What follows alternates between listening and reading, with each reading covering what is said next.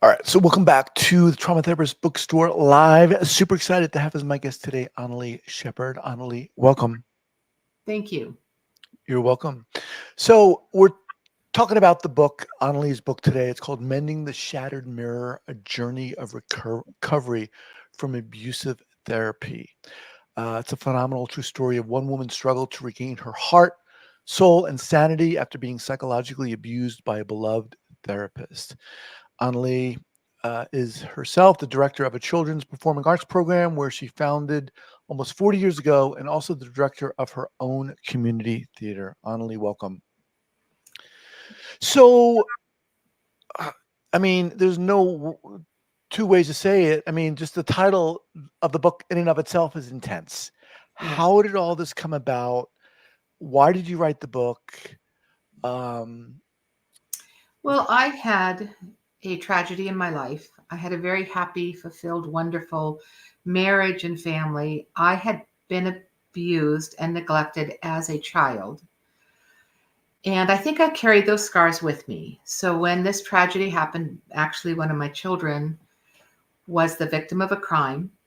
And I kind of just fell apart. I felt that I wanted to be the best that I could be for my daughter, for my family, but I just didn't have the resources. So I sought out therapy for the first time in my life. And I found what I believe to be, and still looking back, I still can see that she was wonderful. This therapist was wonderful.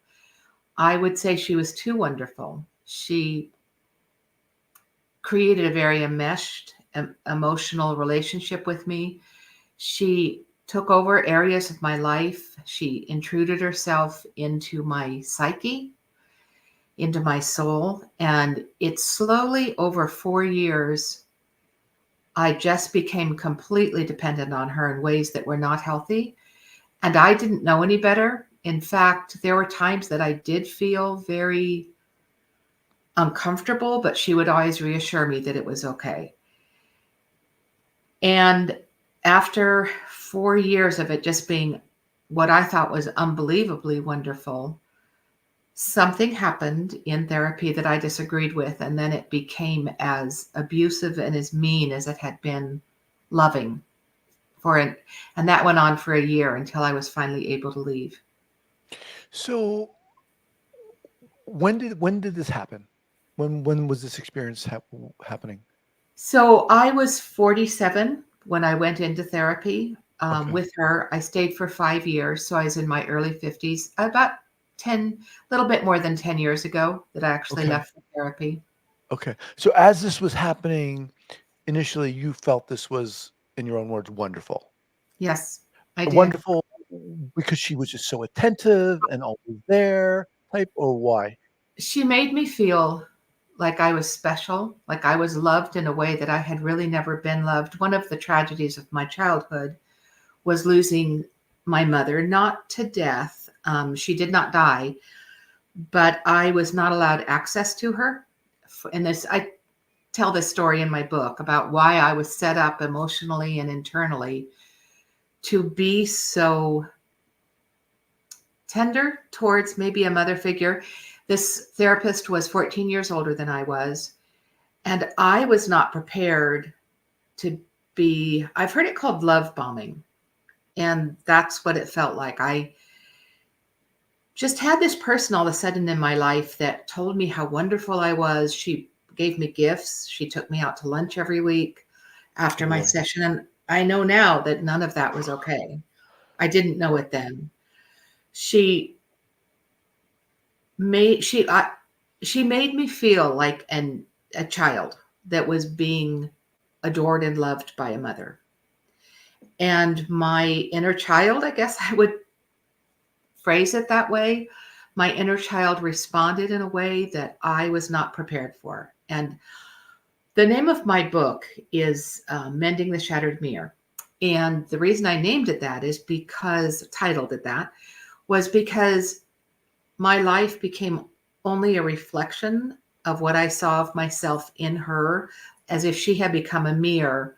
And I didn't even feel like I existed anymore, other than a reflection of what she saw me as. So, man, so obviously this woman is just uh, having no regard for boundaries, Yes. moving forward unethically. At what point did you realize that this was not wonderful, but in fact harming and abusive and unhealthy? Truth be told, Guy, it wasn't for about 3 years, maybe a process of about 3 years after I left her, because I had become so trauma bonded to her. The last year of being with her, I never named it as abuse, but it was, there were insults. She actually hit me one time. She was upset with me for something I did. She belittled me. It was a lot of verbal abuse, like a lot of psychological abuse. Mm, Um, Even during that year, I just felt that I had done something wrong. I felt that I had lost her love because of something I had done. I know now that's not true. But what happened was one day it was so abusive, I left and did not go back.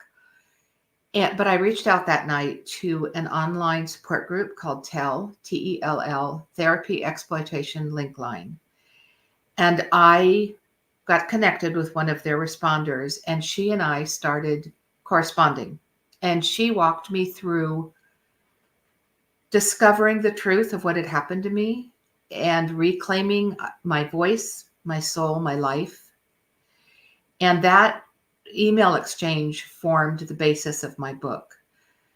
This woman who corresponded with me was a retired psychiatrist and a therapist also, who had been herself abused in therapy. And because of her recovering from that experience, she had become this volunteer responder with TELL, and she just became a truth speaker in my life. mm. And What I, let me pause you there for a second. What was it specifically? Give us an example of what she said that rang true for you. oh, there's so many things she said, but mostly she said that Julia, my abusing therapist, again and again and again, she would tell me, Analie, she didn't love you. She didn't love you. She is not a mother figure. She's no kind of mother and she's no kind of therapist because she didn't know what she was doing with you and she has harmed you. But I think I fought the hardest against coming to understand that she never really had loved me, because I had been convinced that I had found the mother love that I think a lot of, especially women who are Mhm. who have a broken relationship with their mother in childhood, I think they spend a lifetime looking for that. I think I was primed for it before I ever saw her. I mean, this sounds on one hand, it sounds like unbelievable because it's so horrific. Mhm. On the other hand, it just sounds so insidious that this happened. I mean, I'm surprised and kind of not surprised to hear that there's a whole group of people out there who have experienced this. This was this a Facebook group? Tell? Yeah, Okay. Tell is not a face group. It is an online support group. Okay. They get they get over 42,000 contacts a year Oh from my people God. who have been harmed in therapy. I am also a part. Just recently, I joined a Facebook page called "Clients Harmed by Therapists," and I wish my story was rare. I'm afraid it's not. And the reason I think this is true, and which is why I wrote my book actually, I think therapists don't truly understand the harm of crossing boundaries and where it leads to. I think even with my therapist, she's a lovely person, the abusing therapist. I now have a wonderful therapist who is, I'd like to say she's perfect, but she wouldn't agree. Um, but my abusing therapist was a lovely woman. If you met her, you would think she was just wonderful. She didn't understand that she couldn't save me. Only I could save myself. And once she set herself up to be that savior therapist, it was just a slow road to disaster, more often than we would like to believe.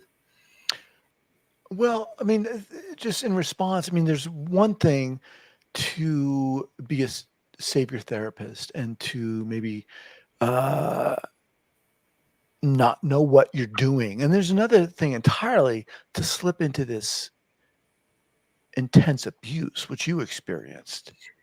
That's very true. And in fact, I have had a lot of conversations where people have tried to excuse this. Well, she was just being loving. Just, I don't think she ever intended this. I can't read her mind. I don't know. But we all know that sexual abuse within therapy, and there was no sexual abuse here at all, but we know that it's wrong. Everybody knows that's a boundary.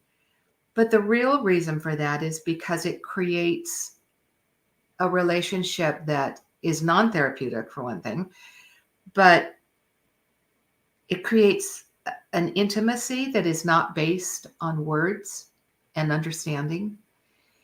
And I think when a therapist, especially a woman therapist with a woman patient, because I've now unfortunately seen it happen many times, it is creating that same kind of intimacy that is destructive for the therapeutic relationship. The therapist is not a forever person in the patient's life, and therefore it will end in tragedy for the patient. What? Okay, so again, the book is called "Mending the Shattered Mirror: A Journey of Recovery from Abusive Therapy." Mm-hmm. Why did you write the book? At what point did you get to the stage where you're like, okay, I need to write this book? As I came to understand what had happened to me through this very wonderful advocate on the TELL website, I realized that I probably should report my therapist. There was so many egregious boundaries crossed, but I couldn't, because to this day, I do still love her. That probably will never change. But I wanted to do something to make a change in this aspect of therapy, this bending or crossing of boundaries.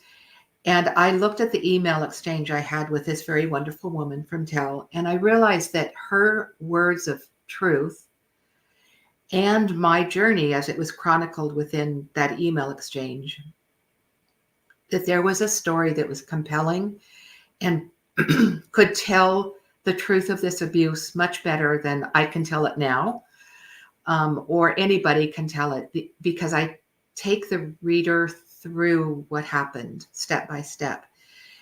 And if you travel the journey with a victim, I think you understand it from the inside out. So I wanted to tell my story, to try to make a difference. Mm-hmm. And who I really want to make a difference to is the good therapists out there who maybe don't understand how important the boundaries are to keep the patient emotionally safe. I want my book to educate. I don't want to condemn. I don't want to criticize. I think it's something that's not delved into deeply enough in training for therapists. And I think my story just clearly lays out the problem and the solution, because it also chronicles my growth as an individual back into a much deeper understanding of myself, and an ability to now almost mother myself, which I never realized is what we all actually need to parent ourselves. Some, I think, listening to this, might after hearing you say, you still have a relationship. No, You don't have a relationship with that woman. no, not at Oh, all. okay, I misheard. No, I said I would always love her. Okay, well okay. Yeah. It's 5 Okay. years of my life that, yes, I'm sorry, go ahead. Okay, well, I guess what do you mean by you will always love her? I think people hearing that would be, oh my God, this woman abused you, she hit you, yet you still love her. I think to realize that she put herself in the place of a loving mother. She actually, and this, it's very hard for me to say this, she actually had me call her mama, mommy. And that is hard to understand because I was a grown woman, but because of the abuse, she infantilized me. Right. You can't easily step out of that. And those years did happen, the good years, the 4 years where I did feel loved by her. And I can't erase those from my life. I understand now that overt love and inserting herself into my life was actually abusive. I understand that now, but it doesn't make it go away. It would have, I probably, if were to see her face to face, I haven't seen her in years, obviously, but I probably could be very honest with her about my anger at what she did to me. But there still will always be a part of me that lived those years and feel that love for her. The book is called Mending the Shattered Mirror, A Journey of Recovery from Abusive Therapy. Analie Shepherd, thank you so much for joining me today and writing this book. It's a courageous book. Appreciate you being here. Thank you, Guy. Thank you for allowing me to tell my story. Okay, take care.